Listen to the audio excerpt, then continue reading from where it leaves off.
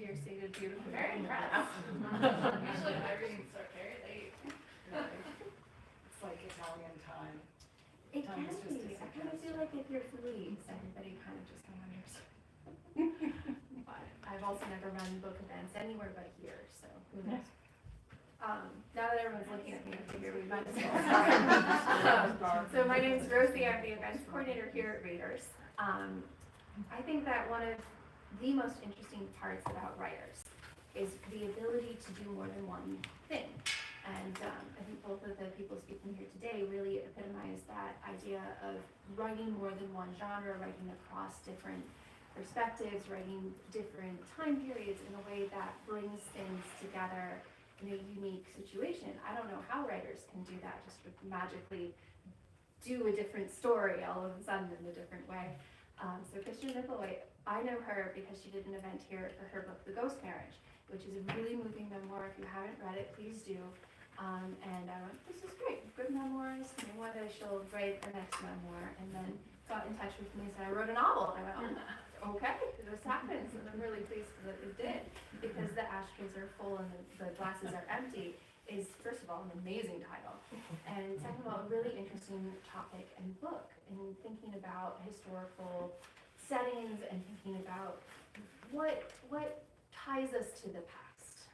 And in Ashtrays, it's about the Gilded Age, but it's also about the lost generation, and then also what does it look like to be a human being during this time? How do we as human beings relate to that? So Iris Dunkle will also be up here in conversation.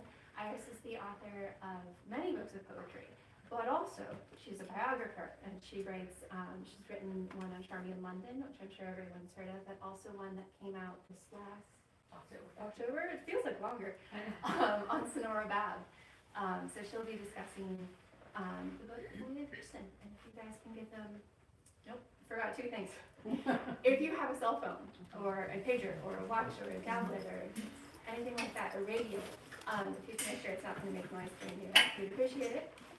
If you know anyone who couldn't make it, we stream to YouTube, we're doing it right now. And the stream gets saved, and it will be up tomorrow or the day after on our channel.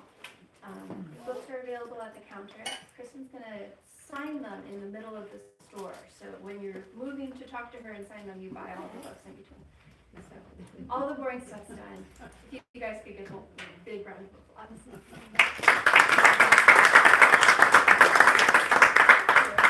I didn't know if you wanted to start with your reading. Oh, okay, I can do that.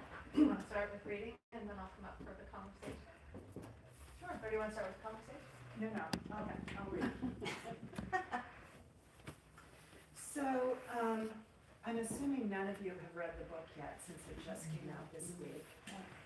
Thank you so much for being here, friends and new faces. So I thought I would read just about 5 minutes from kind of the first third of the book, which is when Sara and Gerald have moved to Paris. So, some people know who the Murphys are. Some people have no idea who they are. They were an American couple. They got married in 1904. No, they met in 1904. They got married in like 1915 or 16. And like a lot of Americans during that period, Prohibition had gone into effect. They started feeling that America was a very puritanical place, and it was very hard to be creative and fun during that time.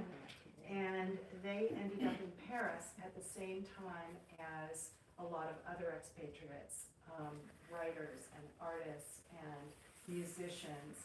And it was the First World War had just ended, and there was this feeling of relief to be alive, and they'd had the Spanish flu epidemic, and Paris was very cheap, and so this whole creative group just kind of coalesced in Paris, and they later were named by Gertrude Stein as the Lost Generation, and I won't go into the explanation for that, but Sara and Gerald found themselves in the middle of this very young, creative group, And neither one of them was an artist per se. Gerald became a painter in his own right pretty early on, like the first year that they were there, and he showed in some, the Salon des Indépendants, which were the shows for the lesser known painters, and they started hanging out with people like Picasso and Leger, and they met Hemingway, they became a good friend. Scott Fitzgerald became a very close friend. One of the first things that Sara and Gerald did was they started painting sets for Diaghilev's ballets. They got pulled in by this woman named Mademoiselle Goncharova, and they took lessons from her, and she said, why don't you come help us paint sets? We're low on manpower.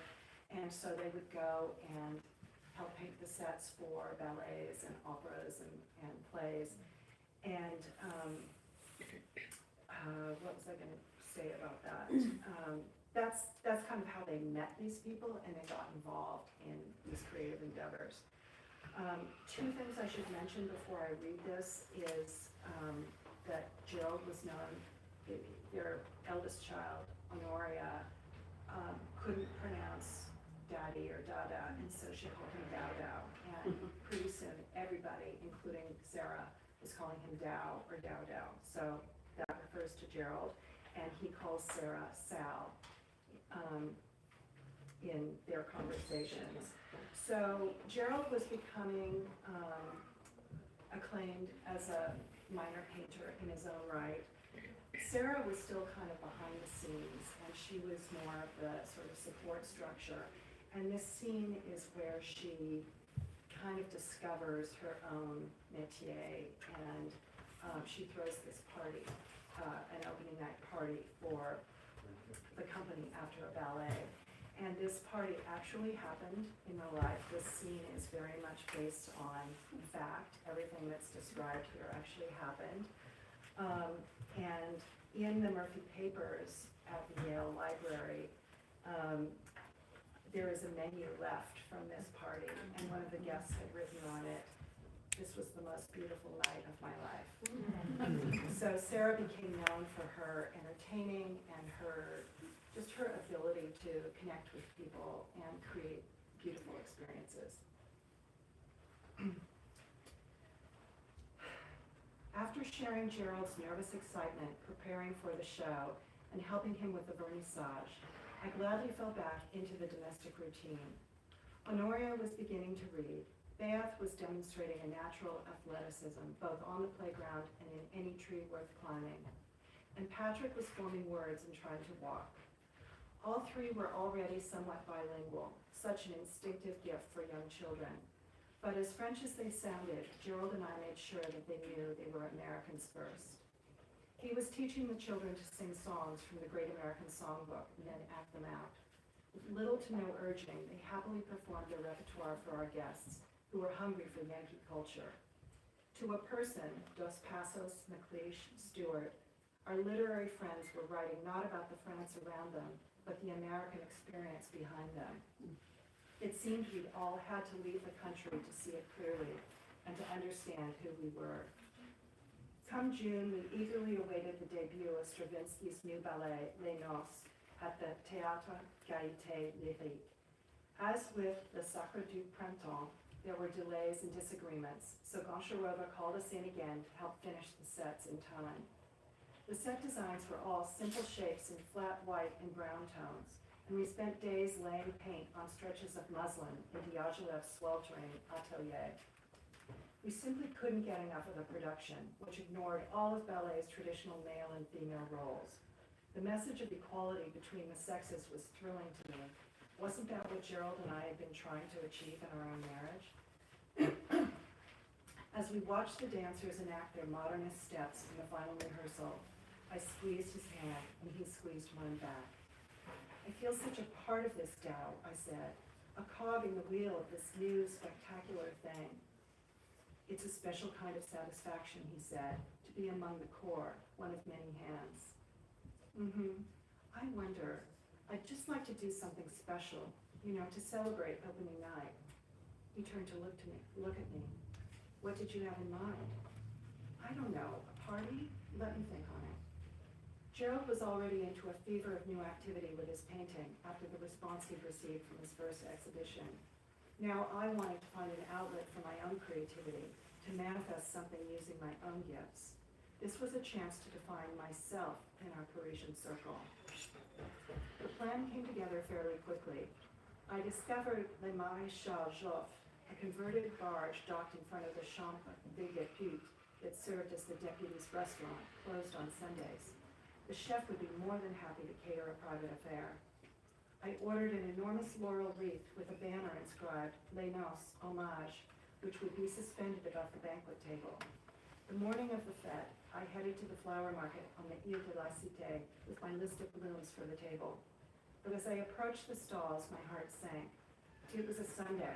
The merchants were selling birds, not flowers. And live birds were a little too creative, even for me. So I wandered over to Montparnasse and found a children's bazaar where I bought bags and bags of cheap toys. Fire engines, trucks, dolls, wooden animals, musical instruments, miniature clowns. Then I returned to the barge and arranged them in pyramids along the table. Under the massive wreath, it looked so festive and so unexpected. Perfect. On Sunday, June 17th, guests assembled on the barge's upper deck, gazing out at the last shards of sunlight reflected on the Seine. Everyone from Paris's artistic community was there, from the Ballet Russe to the Dadaists to Picasso and Jean Cocteau. We drank endless rounds of Dom Perignon and dined on coquille Saint-Jacques as Marcel Mayer played Scarlatti on the barge's old upright piano, and ballerinas danced in the style of Isadora Duncan. We finished up the meal hours later with individual Grand Marnier soufflés as Gonchevova wrapped her silk scarf around her head and began reading poems. As the night faded into dawn and the guests thinned, Gerald and I began clearing the glasses that sat on every surface. Most of the centerpiece toys had gone home with the guests, adorning hats, stuffed in waistbands, pinned as corsages. We sat down on a bench near the exit and I kicked off my shoes. We watched as Cocteau and Tristan Tzara removed the laurel wreath and held it sideways. Then Stravinsky took a running leap and dove nimbly through the center of it, like a tiger through a flaming ring. Darling Sal, Gerald said, forget paintings that hang on walls. Tonight you created a living, breathing work of art that shall go down in the pages of history.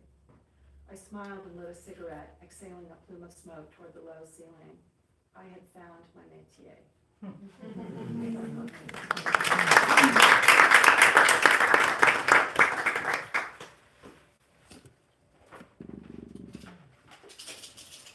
Oh, what a wonderful passage to read. I mean, it really showcases the amount of research that you did for this book. Like, I couldn't believe the details that you had.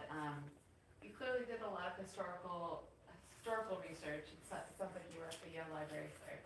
Can you talk about that process of your research process? From biography, I'm a little biased as to why you didn't do all that research and then create a biography. Like, I was wondering why you chose, after doing all that research, to write a novel and in the first person like that. Okay. Yeah, here's an excellent, there are two biographies of the Murphys. The first one was Living Well is the Best Revenge, which was written by Calvin Tompkins and first appeared in the New Yorker. It came out in 1965. And it was a small book, but it kind of brought their story and their gift to the world, but it wasn't super detailed. And then in, I want to say 1999, sometime about 20 years ago, Amanda Vail wrote a very thorough biography of them called Everybody Was So Young. So the definitive biography of them had already been written, and I am not a biographer. But I have been obsessed with the Murphys since I discovered them. When I first read Living Well is the Best Revenge, I read it as a sophomore in college in a literature class, and the whole class was about the lost generation, but for some reason it was the Murphys who really grabbed grabbed a hold of my attention, and over the next 50 years, I think of them all the time.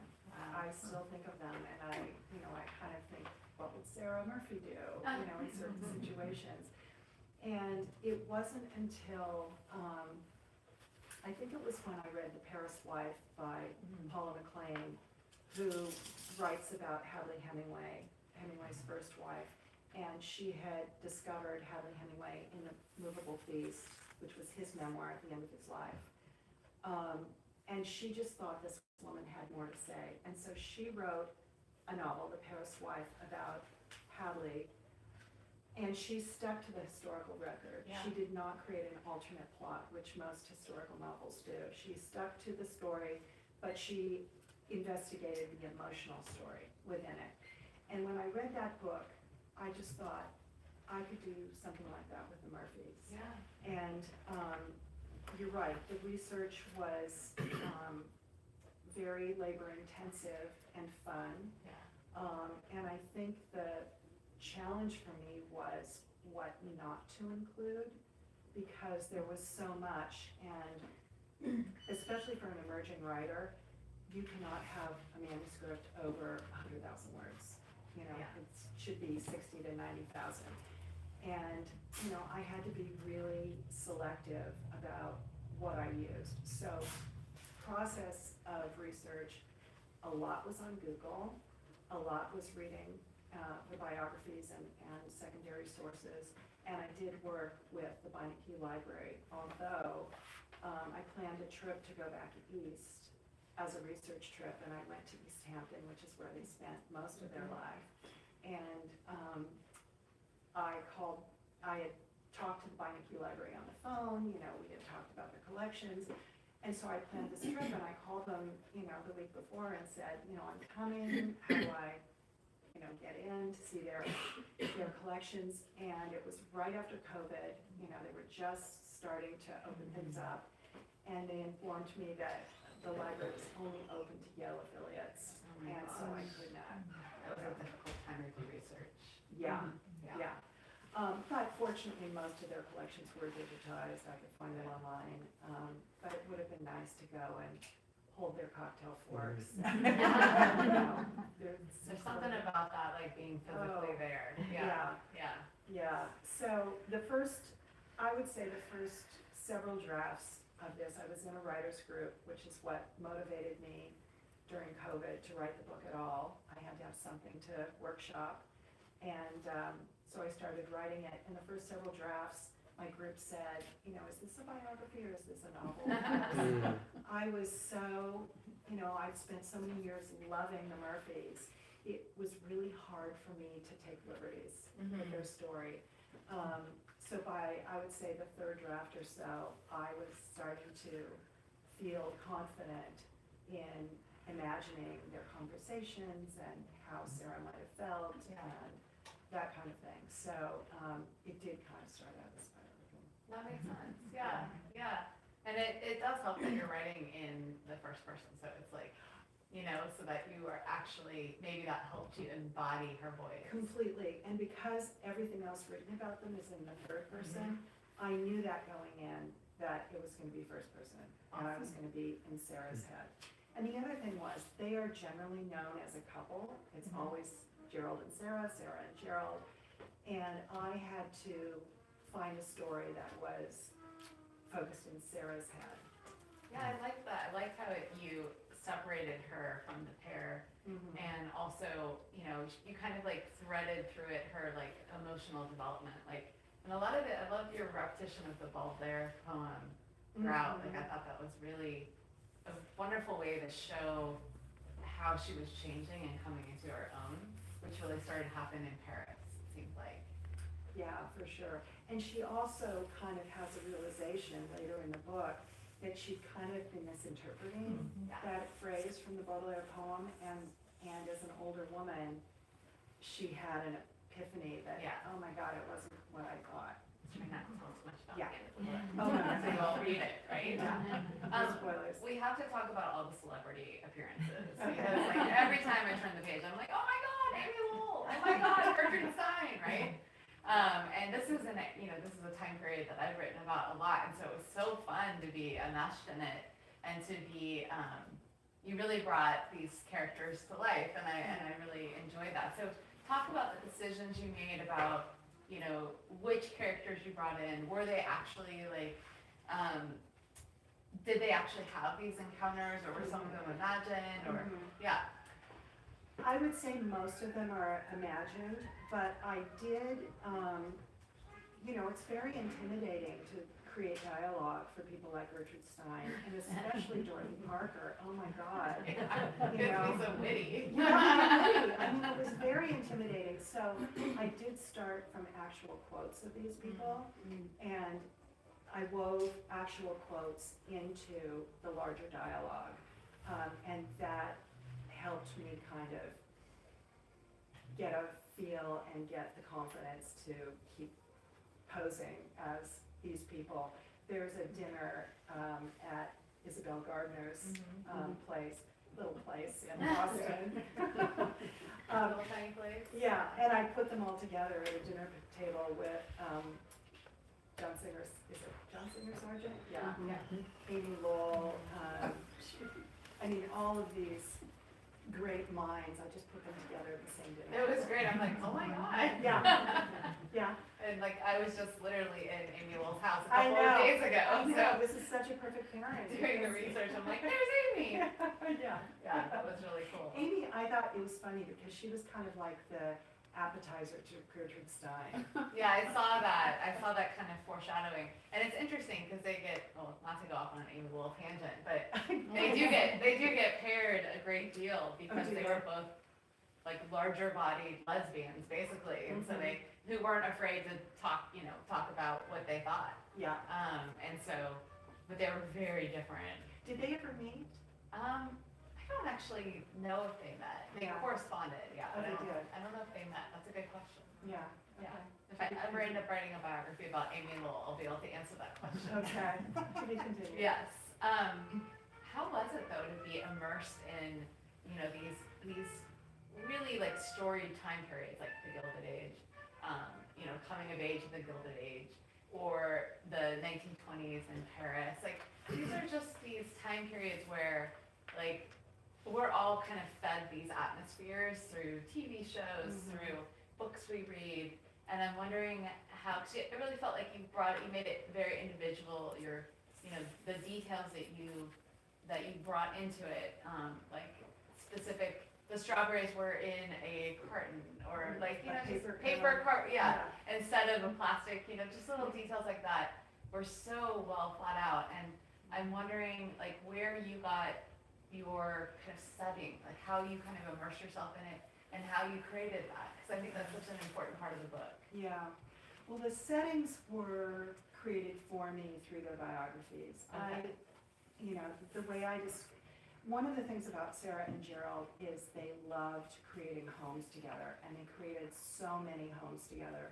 And my first concept for the structure of the book was maybe the structure by their houses, and then there were just too many of them, and it was a little obscene. They're kind of hard to relate to anyway because they had money and they had privilege, and a lot of readers have told me that they don't really connect with Sara until bad things start happening to her. But I knew the furnishings in their house from the biographies, and so I could recreate it in my mind, and I could recreate it on the page. And I think one of the real reasons behind my wanting to write this book is that I have wanted for 50 years, I just wanted to be there. Yeah. I just wanted to be sitting on that beach with them. Yeah. I wanted to be sitting at that table under the linden tree with them.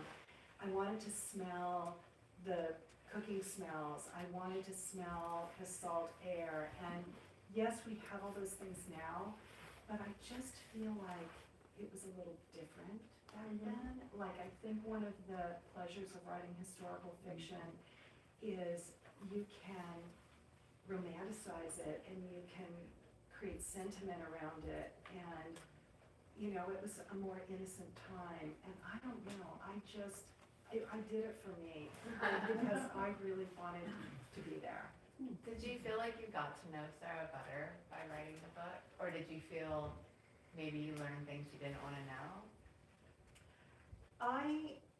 Sara was a very, she really spoke her mind, and I think it's one reason why people loved her so much was she was very direct. And it's one of the reasons that men fell in love with her. You know, Hemingway fell in love with her, Fitzgerald fell in love with her, Picasso fell in love with her. Because she was so real and she was so authentic. And she knew how to throw a party. And she knew how to but she was also very protective of her relationship with her family, with Gerald. She always presented, you know, she didn't let people in very easily. And so I did have to imagine a lot because, you know, I did take a lot from their letters. Their letters were really helpful to me in terms of dialogue, but also in terms of, you know, what was going on with them emotionally. But there were no diaries. not that I discovered. I mean, there may be, and I just didn't dig that quite that deep. But I had to imagine, especially when things started happening in the second half of the book, I really had to kind of put myself in her head, and a lot of her feelings are feelings that I would have had in that situation. So, I mean, I think it's only human to react a certain way, you know, why is God letting this happen? Right. But, yeah, that was imagined. It wasn't there for me to Yes. recreate, to mimic. Yeah, I find as a biographer, I'm drawn to subjects that, like, I feel like I would want to, like, hang out with them and be friends with them, you know what I mean? Like, and I learn a lot about them, but, like, I end up, like, they end up just kind of, I know that they're going to inhabit my head for the rest of my life, you know, like me and Sanora Babb and Charmian Kittredge London are hanging out forever, right? Yeah. But I also found, like, there was a lot of me in those characters that I was drawn to without even knowing it. Like, I was like, oh, this, like, independence, this, like, you know, athleticism, like, these traits that they had, I was, like, drawn to it without realizing that I was. Were there traits in Sara that you felt like were kind of like you? You know, did you feel that connection? Yeah, for sure, and I may have projected some of that onto her, but I felt that she had a pragmatism. I felt that what she went through as a mother, you know, is fairly universal, that I strongly identified with what she went through as a parent. But what I did not realize as I was writing the book, and did not realize until after the book was out, and in fact it was my publicist who pointed this out to me, her story and my story have very similar arcs. So the arc of the story that I tell in my memoir, it's a decade of my life, but it's of having lived a really affluent, comfortable, beautiful life in the Napa Valley, and then that coming to an end and my having to deal with, you know, financial devastation and, you know, insecurity for me and my children and nearly losing my house. And so my story was one of, you know, great happiness and then, you know, great suffering, and then finding my way back from that and the resilience that that built in me. That is the exact arc that Sara has, and I was not aware of it when I was writing the book. It was only afterward that I was like, you know, I'm like, that sounds familiar. yeah, her tragedies far outweighed mine, I should say, but it was the same general arc. Wow, that's amazing. Well, I'm sure there are questions from people in the audience that they have. But is there anything else you want to tell us about the book that maybe you haven't gotten to from that question? I'm sure there's many things that I'm gonna blank out on them. That's okay, we'll just ask the audience and then maybe Yeah, things will come up. Yeah. Does anybody have a question? I do. as you know, I love the ghost marriage, and it meant a lot to me when I was going through a difficult time. And I'm wondering what you would want the reader to take away from this novel.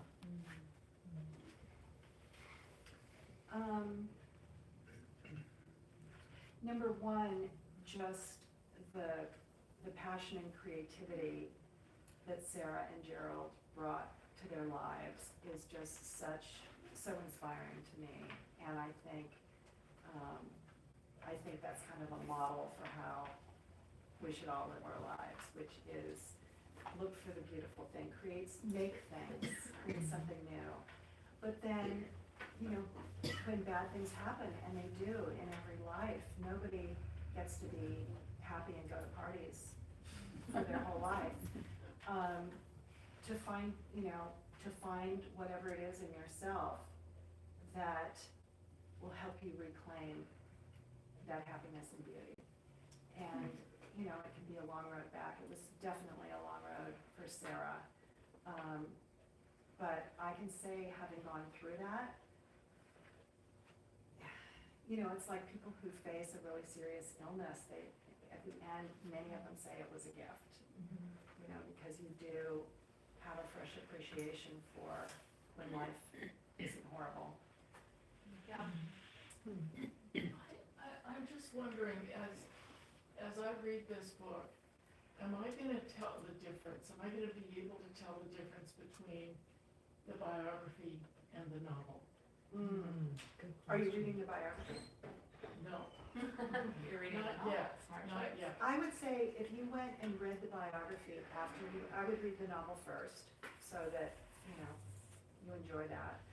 And then I would say you will definitely recognize incidents, people, places. I mean, all of that is taken directly from their lives. But then you made it a story. You made it more of a story. Yeah, I'm not reporting from the outside the Yeah. way Amanda Vale is. I went inside her head and I walked through the story with Sara, and I imagined how she felt, and I imagined the tough conversations and, you know, what they really thought about the Fitzgeralds and those things. So, yes, you'll definitely see similarities because I did choose to stick to the historical record. I'll stop asking, I'll just plan on reading the biography for a second. But the idea of writing a novel and fictionalizing something that you already know really well. And so I see where you put thoughts and dialogue and details in. I wonder if you also made a whole different plot. No. No. There is one other novel about the Murphys called Villa America. And when the book came out, I thought, well, there's my book. I guess, you know, I don't have to write that book anymore. But I read it, and she does develop an alternate plot. And I just thought, why would you do that? Because the Murphys' lives were so interesting on their own merit. Like, why would you depart from that when you could just fictionalize their actual experience and have it be just as, I thought, just as good a story. And for me, I mean, when I read historical fiction, I do read it to feel like, oh, this really did happen, you know, but it's just juicier. You know? Yeah. I mean, it's, for me, a documentary is often more compelling than, you know, just a fictional movie, because for me, there's something about the connection to this, actually, these people did walk, you know, on this beach or whatever.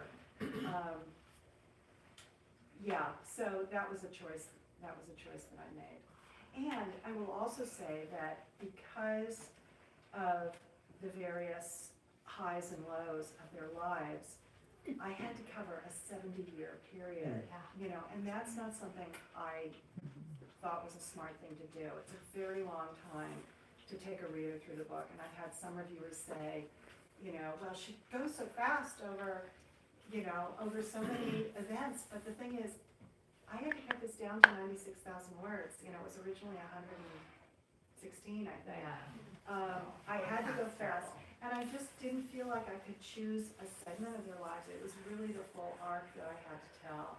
So that was another choice from the beginning. Let me follow up with a question about, were you ever in correspondence with the biographer? No, I wasn't. But I will say that when I was planning that trip back to East Hampton, I was talking to the local librarians and the Historical Society and all of that.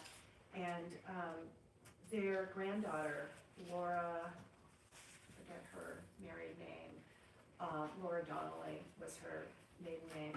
And she was a food writer for the East Hampton Star. Oh, wow. And so she's pretty well known, and she still lives in Sag Harbor, which is just, on the North Shore.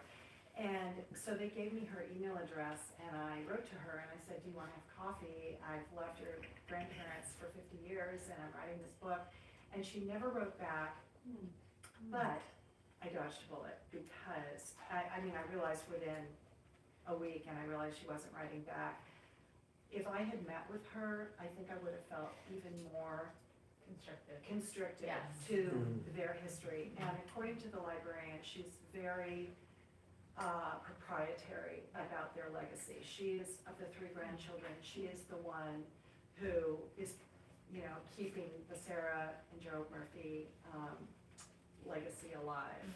And in fact, there's a very short film on YouTube produced by the Smithsonian on Sara. And if you just Googled Smithsonian, or if you just on YouTube search Smithsonian Sara Murphy, you'll find it. It's like 6 minutes long or something. And Laura appears in that little documentary. And she did not like one of the books. Which one? I think it was Villa America, the other novel. She did not care for it at all. But she did love the Amanda Vale biography. And I just thought, and especially with Gerald's personality, I made some, I kind of exaggerated some things, and I don't think she would have been happy with it. So it was a good thing that we never touched It's it. complicated when there's family involved. Yeah. Did Did you have to deal with that? I did, yeah, and I think when you're writing a biography, like there's this idea of writing an official biography, and in worlds like, for example, I've been researching the life of Sylvia Plath lately, and the poet, and the estate is locked down by Frida Hughes. Like, I just needed to get a paper, like a paper she wrote in college about Amy Lowell's poem Patterns, from one of the Lily collection, and it's like a year of work to get a single document approved. So you can imagine, like, if you're writing a biography, like a comment or something, you have to make deals in order to, like, what you will say and what you won't say. So I think it's really important to point out that, it's better to not have to deal with the family. Yeah. It was naive on my part to even reach out to her. Well, it's not. I mean, you want that. Like, you always want to, like, have them like it, but. Well, and just to meet their offspring. Yeah, It's they always just- look kind of like them. Yeah, but in this documentary, she appears, and I'm like, okay, so that's who she is. Yeah. Other question? I have a question about how difficult was it for you to find a publisher? Was there a particular publisher that you thought would be interested in this, or how did you go about that? Well, normally the order is that you try to find an agent, and the agent will find you a publisher. That's the traditional mode. And that's what people did until 10 or 20 years ago, I would say. I spent up to a year looking for an agent, and I got interest from several who wanted to see the full manuscript, but ultimately they turned me down, or they, disappeared. And, I have to say, the publishing industry today is, everybody is interested in LGBTQ, in, racial justice, in, underrepresented, and they even say it on their website, like, if you're a writer of these subjects, we really want to talk to you. Because those are stories that need to be told and haven't been told enough. But I would say, I definitely felt that as an older white woman writer writing a historical novel, it wasn't the kind of subject du jour that agents were super hungry for. So after going through that process, I decided to reach out to independent publishers directly. And I had a couple of publishers who offered to publish the book, and I went with this one. And I've been super happy with them. And I think for my next book, I'm just gonna go right back to this publisher. I'm not gonna spend any more time trying to find an agent.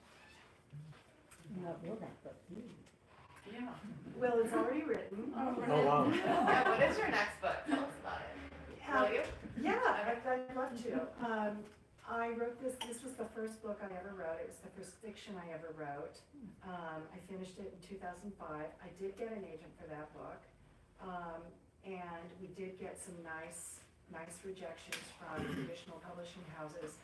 But basically the subtext of what they said was it's too woo-woo for us. Now we have this genre called speculative fiction. Yeah.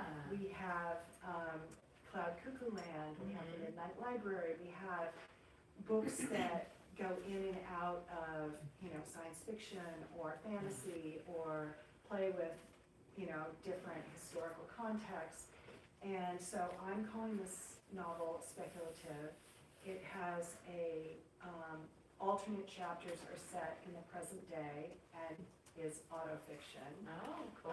It was even more autofiction before, and then, because I didn't know I was writing a memoir, and then once I wrote the memoir, I'm like, oh, well, this is redundant to what a lot of what I said in the memoir.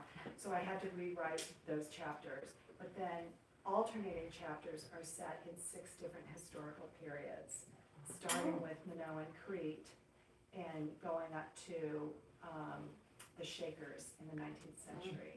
And over the course of the book, the protagonist, the present day protagonist, is a collage artist. And through her art process and relationships in her community, you gradually piece together that this is the same soul who's being reincarnated through these different lifetimes. Yeah. See, you got everybody hooked. Yeah. I like that reaction. What's the title? It's called 100 Veils, which is from a Rumi poem. Yeah. And I'm not even gonna send it to the publisher until this book has had a chance to, like maybe in a year, I'll send it to them. And I have no idea what they'll say. But I did go back and look at it and I was like, yeah, I think it's pretty good with the rewrites I have to do, so. That's awesome. Yes, it's super nice to have another book finished. And then I'm working on another project now that, who knows when that'll be out. That teaches you to always keep it in the drawer, even if it gets rejected, This was so far in the drawer, it was in a storage unit. It Wow. wasn't I was looking for it on my computer and I'm like, did I not even keep a digital, I don't know where, I've had probably 4 computers since then. Right, Yeah. Yeah. Wow. But that's the other thing about publishing today is that agents and publishers tend to want to work with younger writers because they want a whole career ahead of you. They want to build a career with you. And the thing that inspired me to go back and find this manuscript was another publisher. It's called Sibylline Press, and they publish only women over 50. And the publisher told me she agreed with this. It's like they all want younger writers, but she said, my writers all have 2 or 3 novels in a drawer. They've already done the work. And I was like, well, I am one of those. Yeah. So that's what inspired me to go back. That's awesome. I love that. Yeah. Everybody get your novels out of your drawer. I thought I'd say, when you started talking about that novel, you just lit up. Oh, really? Yeah. More than for Sara? Yeah, just so you know. Oh, thank you. Well, maybe it's because I've been flogging this book a little more. I'm a little more experienced talking about it, but that's the other thing is that of the 3 books I've written, every single one is in a different genre. That is interesting. And so it's like I'm starting from scratch with every book, you know, Are you gonna do a book of poems next? No, don't worry, don't worry. I am so not, I do not get poetry. I love it, but I do not understand how people write it, so I'll attend some of your workshops at the conference. Any other questions? Nobody? Well, I just want to thank you guys for coming out tonight. It was so nice to fill a room and have people interested in the story, and I really hope you enjoy the book as much as I enjoyed writing it. Yeah. Maybe-